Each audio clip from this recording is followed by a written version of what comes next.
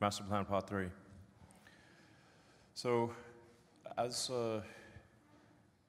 Zach was mentioning, the thing that I think is we wanted to convey, probably more importantly than anything else that we talk about here, is that there is a clear path to a sustainable energy Earth. It's not, it doesn't require destroying natural habitats. It doesn't require us to be austere and stop using electricity and sort of be in the cold or anything. The story, and I think this holds together quite well, and we'll be actually publishing a detailed white paper with all of our assumptions and calculations, is that there is a clear path to a fully sustainable Earth with abundance. In fact, you could support a civilization much bigger than Earth, than much more than the 8 billion humans, could actually be supported sustainably on Earth. And I'm just often shocked and surprised by how few people realize this. Most of the smart people I know actually don't see this clear path. They think that there's not a path to a sustainable energy future, or at least there's not one that is sustainable at our current population, or that we'd have to resort to extreme measures. None of this is true. So we're going to walk through the calculations for how to create a sustainable energy civilization. Yeah. And to set the stage, today our energy economy, let's be honest, it's dirty and it's wasteful. Over 80% of global energy, primary energy, comes from fossil fuels, and only 1/3 of that global energy actually ends up delivering useful work or heat. This is the problem statement, but we're here to talk about the solution. Yeah, it's like for some of this I'm going to elaborate because there's a very wide range of technical expertise out there, from people who are like, whatever, level 9 wizards in the subject, to people who do not do engineering at all. So, if you have a gasoline car, you're converting less than a third, often maybe only 25% of the energy in the gasoline is converted into motion. The rest is turned into waste heat. That doesn't do any good at all. And there's a lot of energy required even to get the oil out of the ground, to refine the oil, and to transport the gasoline to the gas station. So when you look at all that, for a typical gasoline car is actually going to be using less than 20%, fully considered, of the energy from the oil actually goes into motion. So this is when we see people doing calculations for what does it take to create a sustainable energy Earth, they assume that the same energy amount is required for an electrified civilization versus a combustion civilization. This is not true, because most of the energy of combustion is waste heat. And even to get the fuel to combust in the first place and get it to the end use, there's a lot lost along the way. I mean, this is the primary energy consumption, 165 petawatt hours a year. Petawatt hour is a trillion kilowatt hours, so it's a large amount of energy.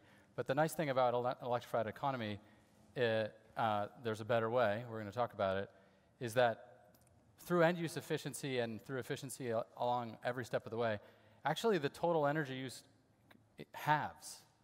So this is one of the most enabling aspects of electrifying everything, is that the sustainable energy economy is that much easier to accomplish. It's actually half the problem statement of the fossil fuel economy.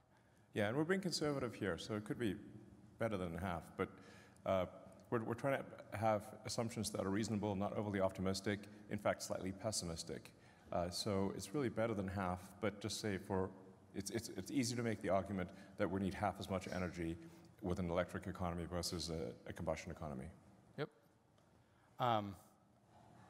So how the master plan works, you want to talk about? Yeah. So the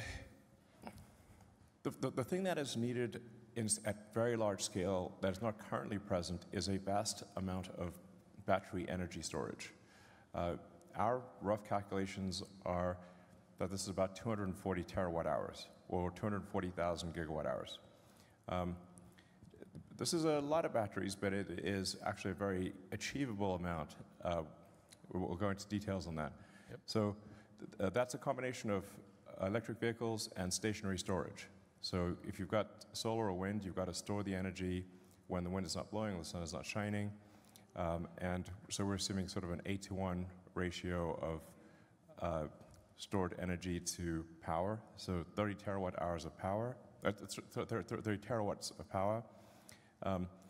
Our actual capital expenditure calculation for manufacturing investment is more like 6 trillion, but we made it higher to make it 10 trillion.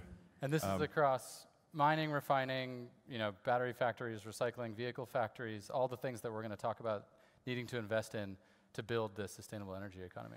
Yeah. Now, if you look at the total world economy, it's just under 100 trillion. So if this was spread out, say, over 10 years, it would be 1% of the global economy. Over 20 years, it would be 0.5% of the global economy. So this is, not a big number relative to the global economy. As Drew mentioned, you need about half as much energy with an electric economy versus a combustion economy. And in terms of wind and solar, how much land would be used?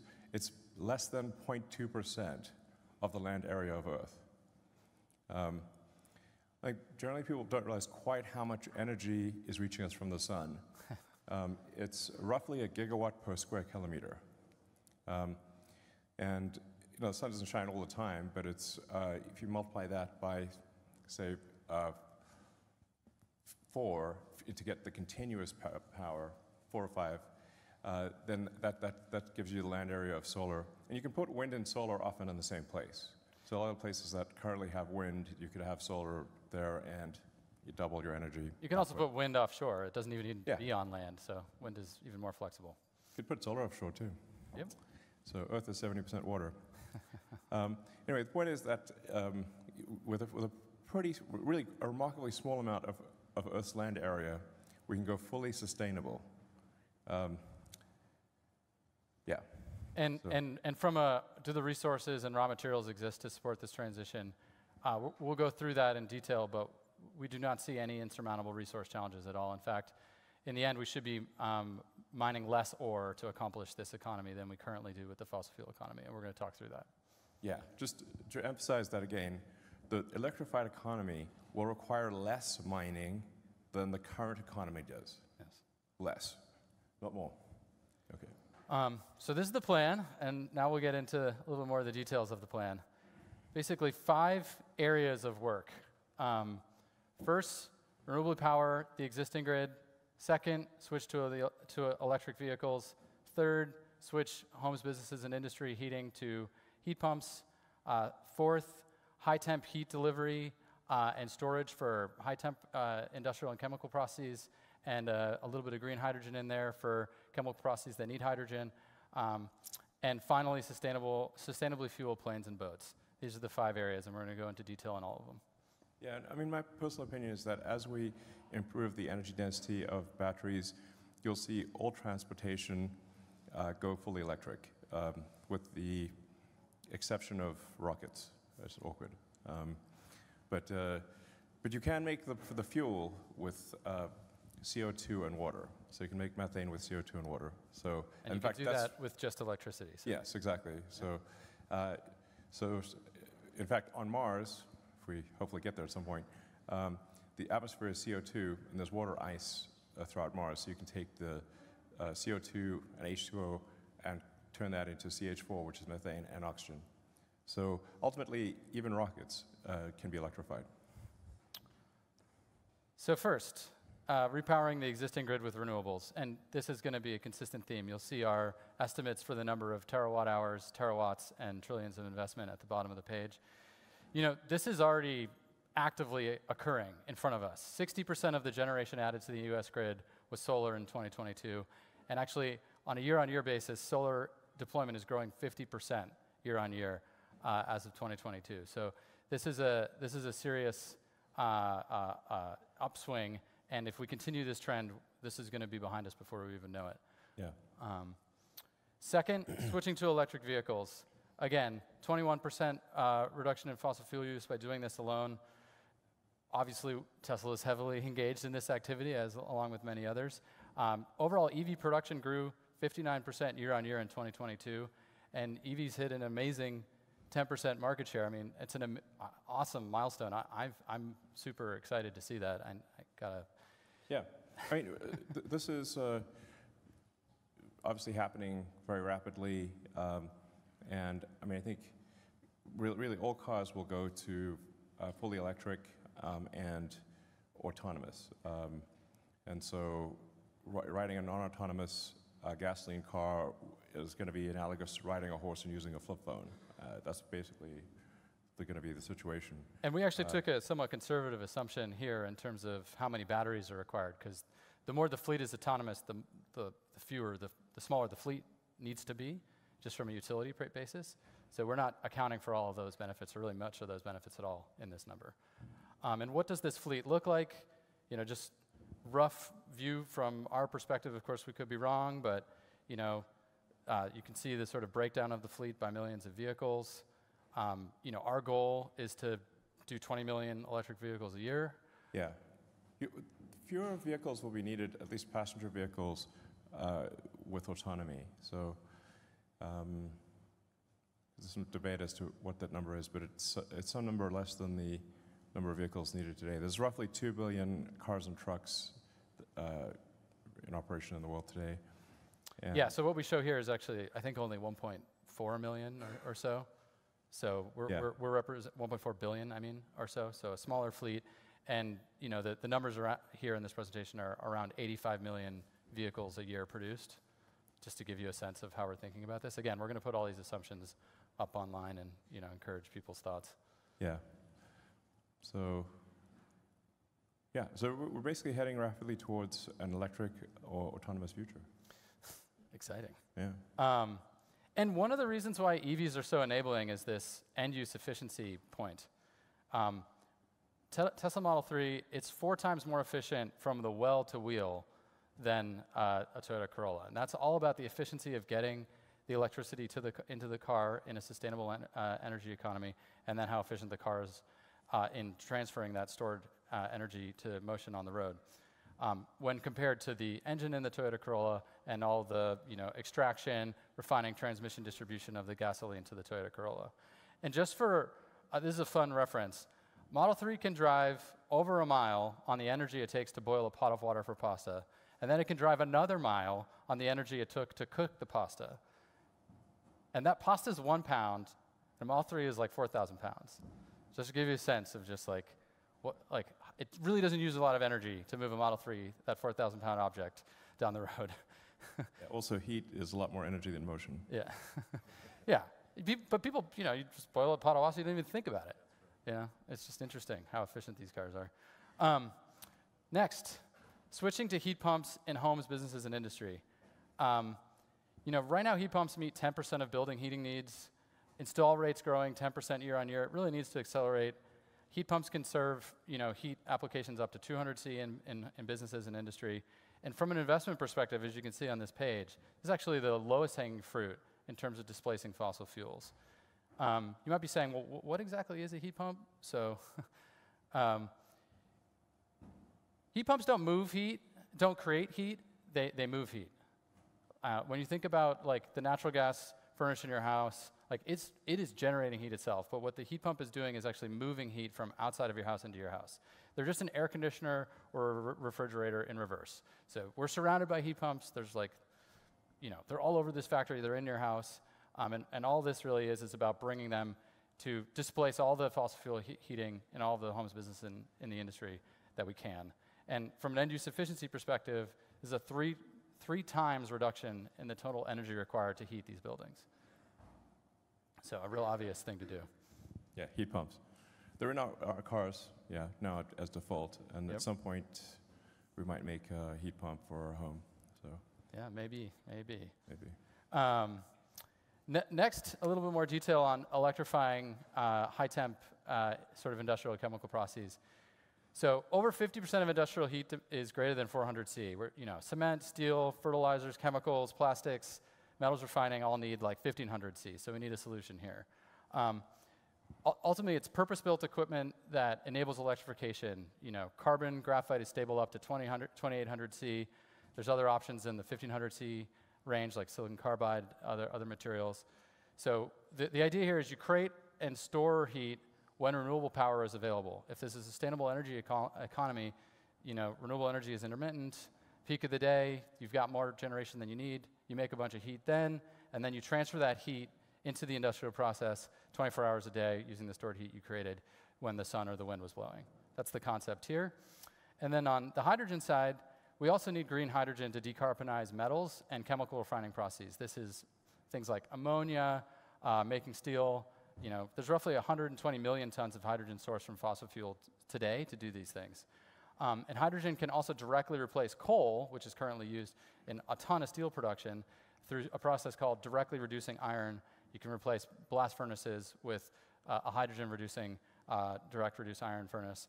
And this is the way to eliminate fossil fuels from these aspects of the economy and the CO2 associated with them. Yeah, so some of this, there's like room to disagree, but some amount of hydrogen is needed for industrial processes. My personal opinion is that hydrogen will not be used meaningfully in transport, and shouldn't be. If you're going to use a chemical fuel, you should use CH4, not H2.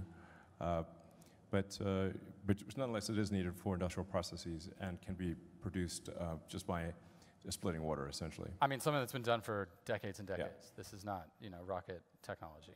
Yeah. And lastly, a small part of the pie, but a necessary part of the pie, is sustainably fueling planes and boats. Shipping accounts for 3% of global CO2. It's ripe for electrification. Even with lithium iron phosphate, long-haul ships can be fully battery-powered. So that's a great opportunity to electrify.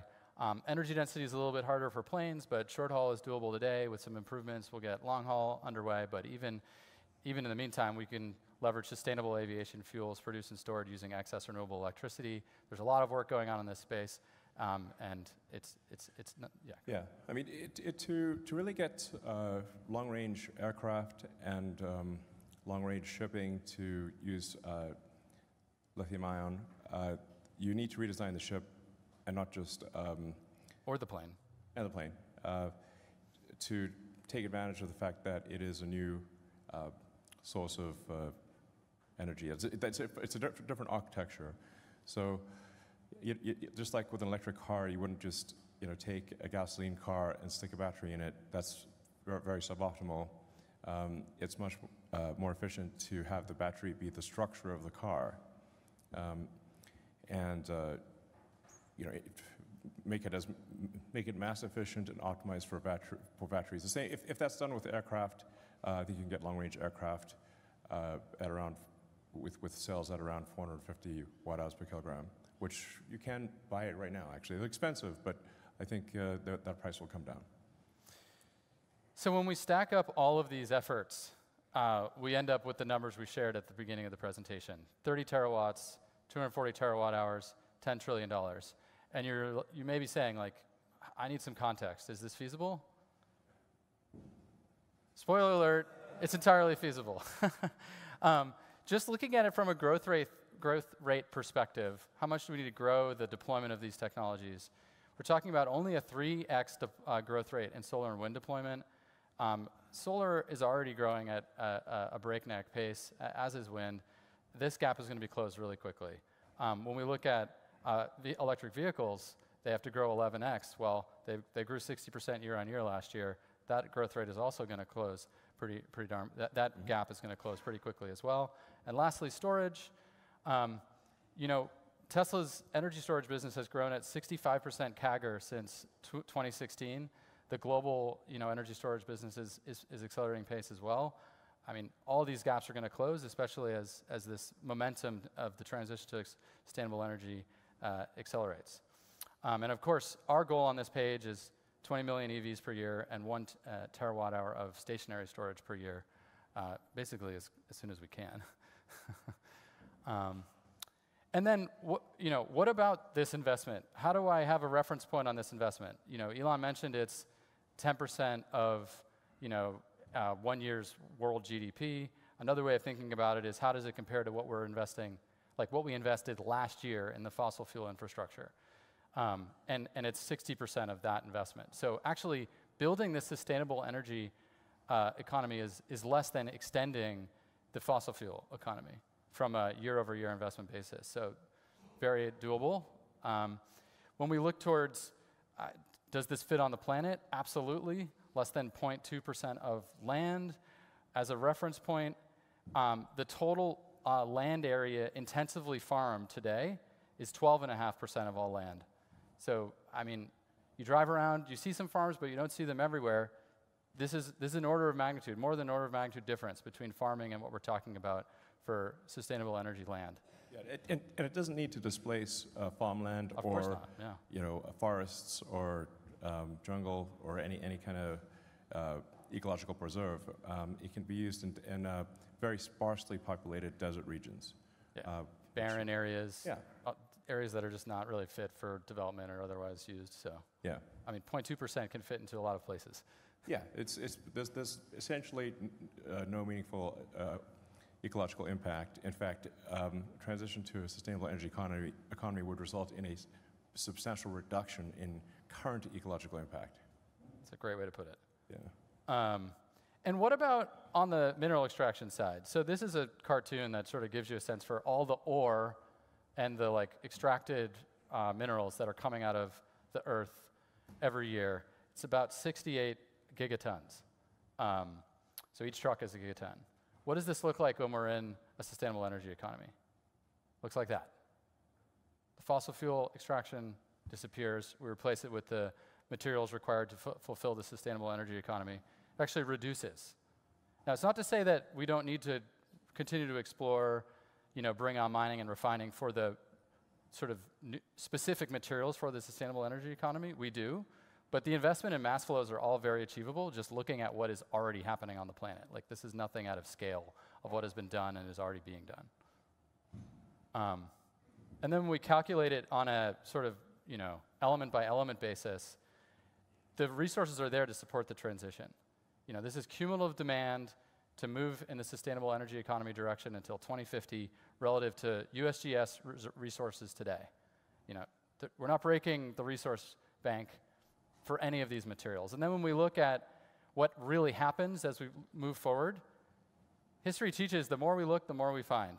What people think happens is, oh, there's this many resources, next year there's going to be less because we're going to extract them. What actually happens is, as we extract resources, we find more. And you can see on the right what has actually occurred with the key materials to the sustainable energy economy. Since 2000, as the sustainable energy economy has been growing and Tesla's been growing and all the industries around us have been growing, the actual resource availability has increased, not decreased. Yeah, there still seems to be quite a bit of confusion about lithium. Lithium is extremely common. It's one of the most common elements on Earth. There's no country that has a monopoly on lithium, yep. Or even close to it.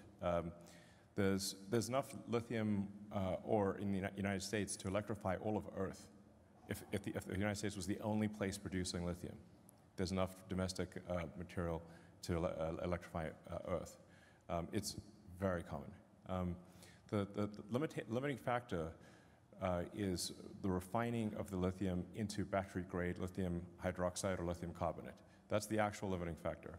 And the same is true for these other materials. Yes. And this is, again, these are not like crazy technologies. It's just the investments need to be made, and the investments, they're not gigantic. They just need to happen.